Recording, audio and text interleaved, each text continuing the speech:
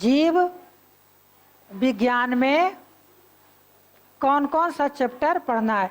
सबसे पहला जो चैप्टर पढ़ेंगे वो है जंतुओं का वर्गीकरण।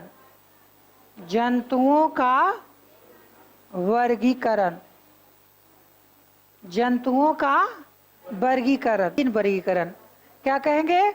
जंतुओं का वर्गीकरण जो है, वर्गीकरण को अंग्रेजी में बोलते हैं टैक्सोनॉमी। क्या बोलते हैं? टैक्सोनॉमी।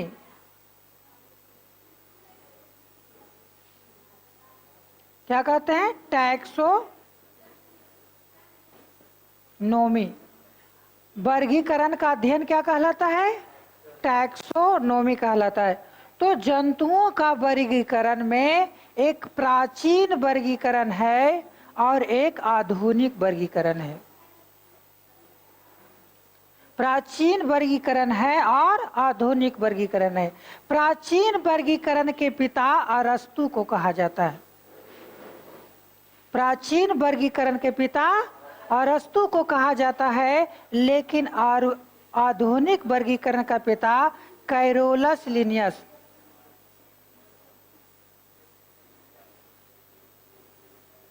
किसे कहा जाता है? कैरोलस लिनियस को कहा जाता है। प्राचीन वर्गीकरण का पिता अरस्तु और आधुनिक वर्गीकरण का पिता कौन है? कैरोलस लिनियस है। कैरोलस लिनियस है। हम पहले देखेंगे कि अरस्तु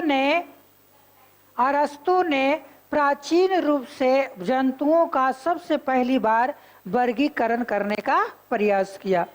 क्वेश्चन आएगा कि विश्व में जंतुओं का वर्गीकरण करने का प्रयास पहली बार किसने किया था? अरस्तु ने। अरस्तु ने क्या किया कि जंतुओं को दो भागों में बांटा।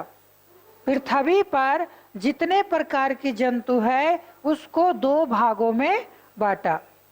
कैसे बांटा? तो रक्त के आधार पर। किस आधार पर?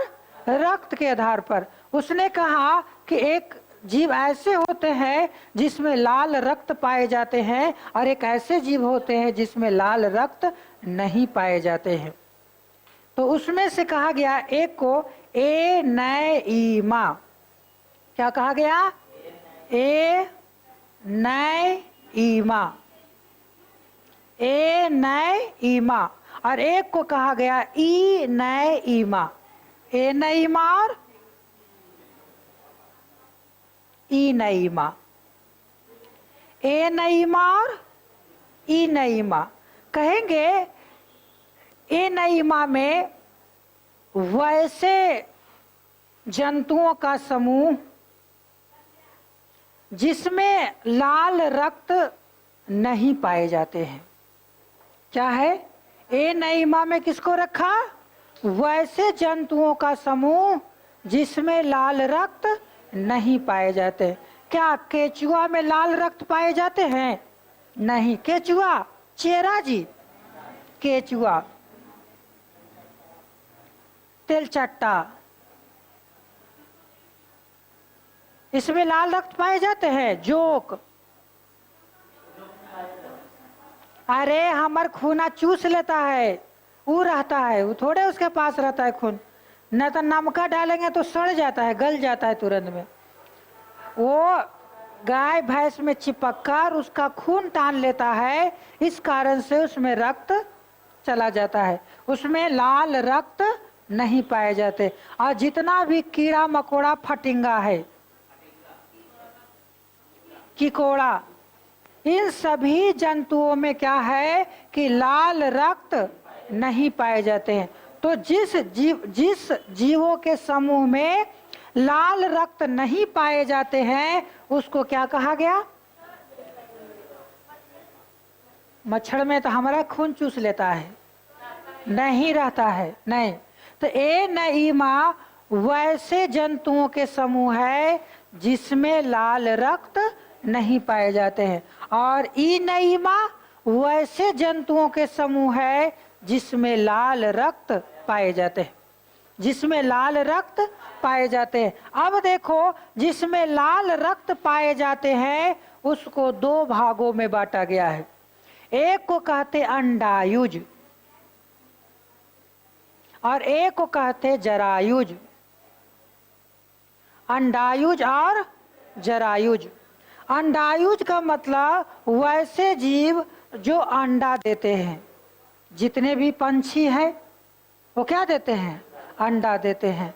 सांप अंडा, चमगादड़ छोड़कर, चमगादड़ को पंछी के अंतर्गत नहीं रखा गया है। चमगादड़ अपवाद है ना।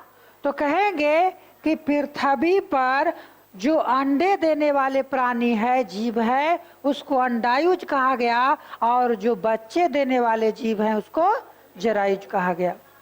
तो कहेंगे अरस्तु ने जंतुओं का वर्गीकरण करने का प्रयास किया और उसने दो भागों में बांटा, एनइमा और इनइमा। किस आधार पर?